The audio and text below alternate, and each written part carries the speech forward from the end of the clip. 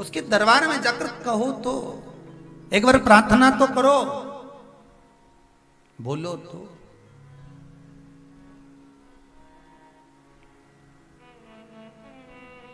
खांसी,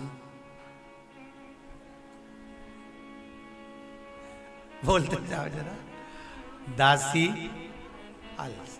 बस वो आलस को थोड़ा जड़ाना पड़ेगा तब वहां पहुंचोगे। और गंगा मैया ने कितनी प्रार्थना करी, जिस समय शंकर भगवान ने विष को पिया, कंठ जल गया, कंठ के जलन से कंठ के भीतर से विष का तपन बाहर निकल रहा था।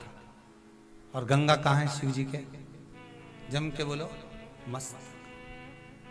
मस्तक से निकलकर कहां जा रही है? बहती बहती बहती बहती शिव के चरणारविंद से। कहां से गई? और तुम डब्बा भर के पानी डालोगे तो डायरेक्ट पैर पे गिरता है क्या? अरे बोलो तो जम के, नहीं। कहां जाएगा? जैसे हमारे केश रहते हैं, बाल रहते हैं, हमारी जो जटाएं रहती हैं, वो धीरे धीरे धीरे धीरे धीरे धीरे, उसी तरह गंगा जी कहां से चली? सिर पे से चलकर भगवान के कंठ से होती हुई नीचे की ओर जब जाने लगी, भगवान के चरणारविंद की ओर जब पहुंचने लगी, भगवान के चरणों में जब जा रही है, जैसे ही चरणारविंद में पहुंच चुकी है, तब शिव ने देखा कि जो मैंने विष पिया है, उस विष का जो ताप है वो गंगा के जल में जा रहा है।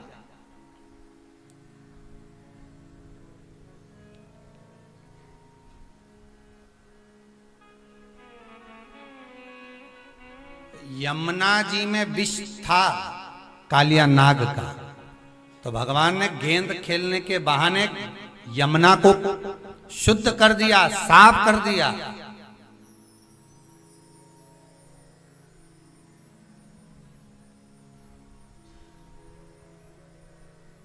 और कहीं का होता ना तो कह देता यमुना जी में बहुत सारा विष पड़ा हुआ है, कालिया नाग का विष बहुत है, जाना मती कोई भी। अब लोग क्या करने लगते, धीरे धीरे वहां कोई नहीं जाए तो कचरा पटकने लगे, और विष ही तो पड़ा है, अच्छा है, डालते जाओ। जो प्लाट पर मकान नहीं बनता उस प्लाट पे लोग कचरा ही डालते।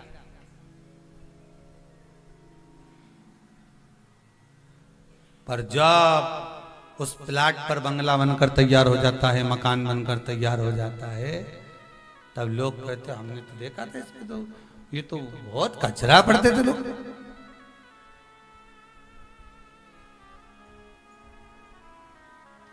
कितना कचरा पटकते थे यहाँ।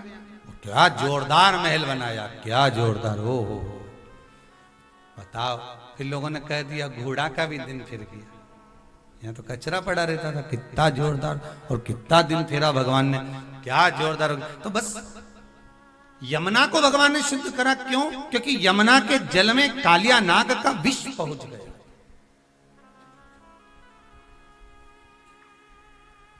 यमुना के जल में कालिया नाग का विष पहुंच गया, तो यमुना को शुद्ध करा। संसार के लोग होते तो कह देते अरे अगर दूषित हो गई है तो पड़े रहने दो, और दुनिया के लोग वहां से निकल कर जाते, कचरा और पटक जाते। यमुना को और कचरा डालकर लोग दूषित कर देते, और भगवान ने शुद्ध किया। भगवान का केवल एक कहना था कि भक्ति हमेशा शुद्ध होना चाहिए। यमुना कौन है? भक्ति। भक्ति कैसी होना चाहिए? शुद्ध। रिटर्न बढ़ाइए, भक्ति शुद्ध हो। भक्ति कभी गंदी नहीं, भक्ति में भेद नहीं, भक्ति में शुद्धता होना चाहिए। निर्मल मन सो मोहि पावा, मोहि छल छिद्र कपट ना भावा। भक्ति शुद्ध होगी तो आनंद की अनुभूति होगी।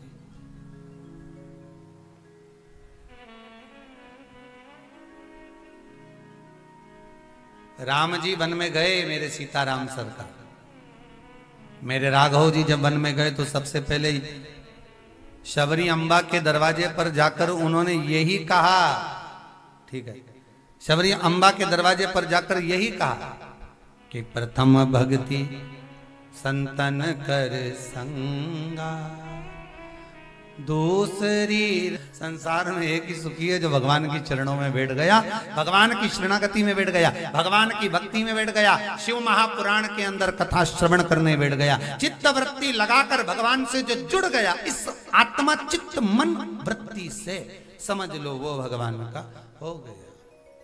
एक कथा कही थी, शंकर जी के मंदिर में जाके केवल हाथ रखकर घंटी बजा कर कहता था भोले। किसी ने पूछ लिया ये चिल्लाकर क्यों चले जाता है, मंदिर के अंदर क्यों नहीं जाता, हाजिरी लगा रहा हूं, बस उतना भोल, हाजिरी दिल से लगे, दिल से आ जाए।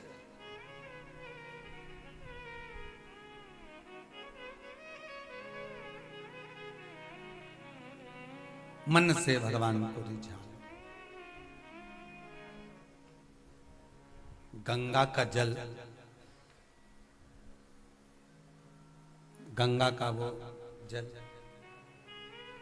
भगवान के गले के उस विष की तपन से निकल कर जा रहा है। शंकर जी को समझ में आ गया कि ये जल जहरीला हो गया।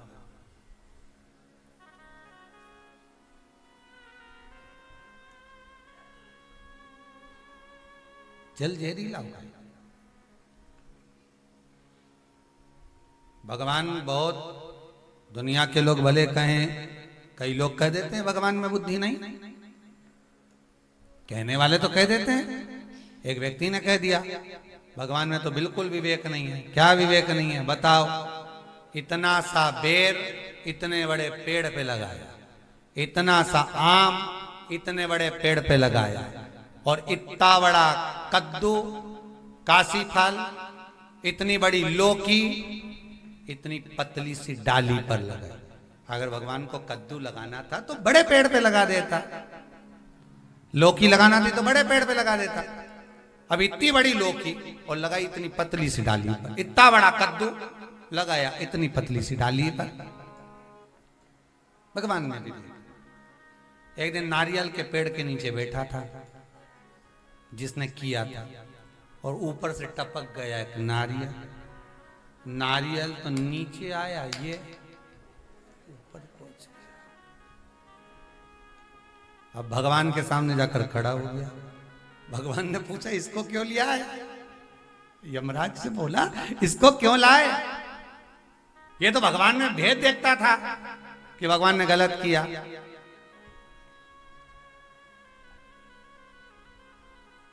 तो उससे पूछा अब भगवान गलत करता है कि सही, बता जल्दी से।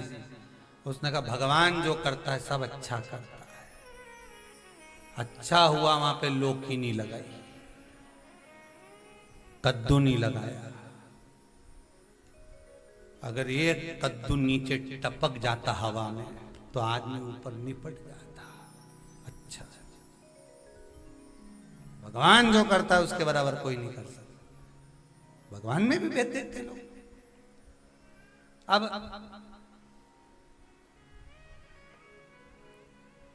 यमुना का जल शुद्ध किया मेरे कृष्ण ने। सरयू मैया का जल अगर शुद्ध करा तो मेरे राघव ने, मेरे राम जी। गंगा के जल को अगर शुद्ध कर रहे हैं तो कौन? स्वयं मेरे देव अधिदेव महादेव। ये यमुना के जल में स्वयं भगवान कालिया नाग को नाथने के लिए जल के अंदर कूद गए थे। क्या कारण था? भगवान को यमुना जी के जल में जाने की क्या जरूरत थी? चाहते तो कालिया नाग को तो पूंछ पकड़कर खींच के लेकर आते और भगा देते उसको, पछाड़ देते उसको। पर भगवान ने कहा नहीं नहीं नहीं, भक्ति के अंदर प्रवेश करो। यमुना क्या है? भक्ति। भक्ति के अंदर प्रवेश करूंगा, और भक्ति के अंदर जब प्रवेश करूंगा तब जाकर इस कालिया नाग को मैं नाथ कर बाहर कर दूंगा। अर्थात कथा में लोग प्रवेश नहीं कर पाते, भगवान की कथा में पहुंच नहीं पाते। बस मन में सोच लिया कि कथा में ऐसा हुआ वैसा, पर कथा में प्रवेश तो करो, एक एक तत्व को श्रवण तो करो, एक एक बात तक पहुंचो तो तब चित्तवृत्ति में मालूम पड़ेगा कि कथा तत्व है क्या, कथा रस तत्व है।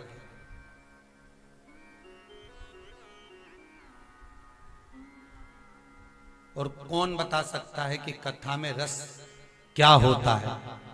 जिसने गुड़ खाया होगा, जिसने गुलाब जामुन खाई होगी, वही तो बताएगा कि गुलाब जामुन और गुड़ में कितना स्वाद है।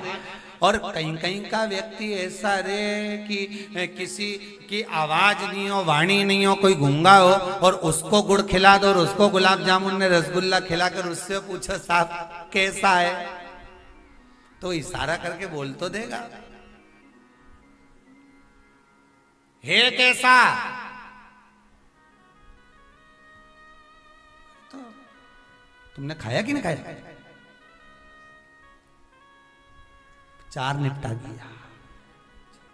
है कैसा बता पाएगा? नहीं। कौन बताएगा? जिसकी वाणी होगी, जिसने खाया होगा। या तुम गुलाब जामुन खाओ और तुम्हारे पड़ोसी से पूछो खाती खाती कैसी है, और गुलाब जामुन तुम खाओ और पड़ोसी से पूछो कि कैसी है, बनी कैसी है बताओ तुम। तो पड़ोसी कहेगा एक तो मुंडा में दी थी, सब खाती जा रही और कहेगी कैसी बनी। अरे एक आध खिलाओ तो हम बताएं कि कैसी।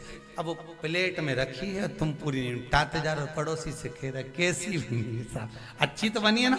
अब पड़ोसी मन में सोच रहा पूरी तो खा गया और हमसे कह रखे। तो ये शिव पुराण भी ऐसी है, जिसने खाया, जिसने पाया, जिसने इस अमृत को पिया, वही बता सकता है कि शिव महापुराण का रस तत्व है क्या।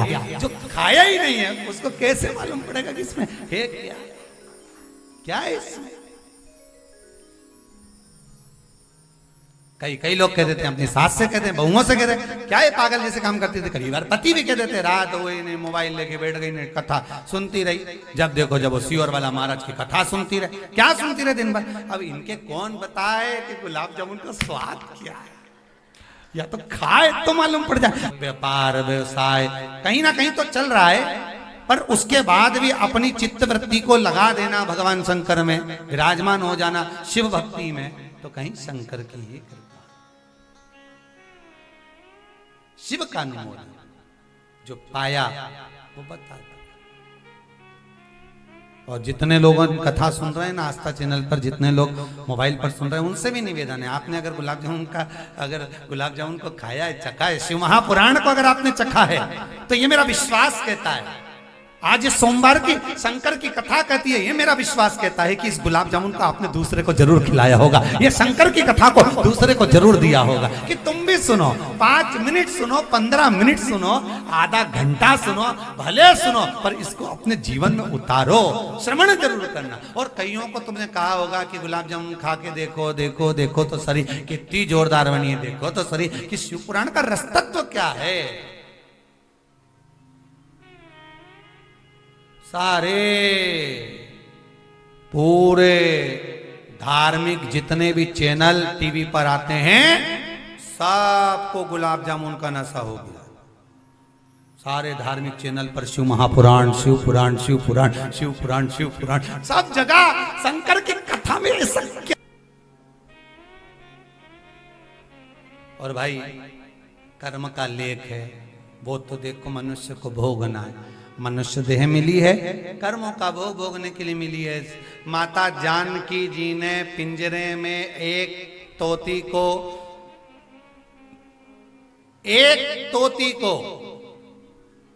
वो भी गर्भस्थ, उसको बंद कर दिया था सोने के पिंजरे में। तोती मर गई। तोते ने कह दिया, जानकी, ए माता सीता, आप इतनी ज्ञानी जनक जी की पुत्री होकर आपने ऐसा काम कर दिया। मेरी पत्नी से आपने गर्भ अवस्था में वियोग कराया है। वो तोते की जो पत्नी थी, तोती, वो गर्भस्थ थी। पद्म पुराण में लिखा, मेरी गर्भस्थ पत्नी को आपने मुझसे वियोग करवाया है। मैं भी तोता, उसका पति, आपको श्राप देता हूं, आप भी गर्भ अवस्था में अपने पति से वियोग करोगी। देखिए रामचरितमानस, जानकी जी गर्भ से थी, वाल्मीकि बाबा के आश्रम में पहुंची थी। अब किसी ने कहा सीता जी को जो जाना पड़ा, एक धोबी की वार्ता सुनकर, एक धोबी की बात सुनकर सीता जी का परित्याग कर दिया। ना इसमें राम जी दोषी हैं जिन्होंने सीता को गुरु के आश्रम में भेजा, ना इसमें धोबी दोषी है कि उसने कहा और भेजा। इसमें अगर कहीं दोषी हैं तो माता जानकी जी दोषी हैं। उन्होंने कैद में रखा था और कैद में रखा तो तोते ने कहा कि तुम्हें वियोग सहना पड़ेगा। वही तोता जो जानकी जी बाल्य अवस्था में जिस तोती को रखी थी, वही तोता मरने के बाद उसी अवधपुरी में जहां सीता जी ब्याह कर गई, उसी अयोध्या का धोबी बनकर पैदा हुआ। और उसी धोबी ने जो तोता था वही धोबी बना, उसी धोबी ने इसको परित्याग करवा दिया कि जाओ सीता जी का त्याग हो। कलकत्ता में कहा था कोई दूसरा नहीं है, हमारे कर्म का दंड में भोगना, ये नाते, ये रिश्ते, ये कुटुंब, ये कबीले। कोई उंगली उठा रहा है समझ लेना पुराने जमाने का है, कोई ताने दे रहा है समझ लेना पुराने जमाने का है, कोई तुम्हारा धन खाकर भाग गया समझ लेना पुराने समय का है। तुम्हारे तो संस्कार बेकार थे नहीं। माता पिता इतने अच्छे संस्कारित होकर भी अगर औलाद बिना संस्कार की उत्पन्न हो जाए, संस्कार विहीन उत्पन्न हो जाए और वो सम्मान ना करे, आदर ना करे, सत्कार ना करे, समझ लेना पुराने जमाने का। गाय को रोटी नहीं दी थी, डंडा मारकर भगा रहा था, वही बहू बन के आ गई, दिन रात डंडे कुदा रही है, दिन रात।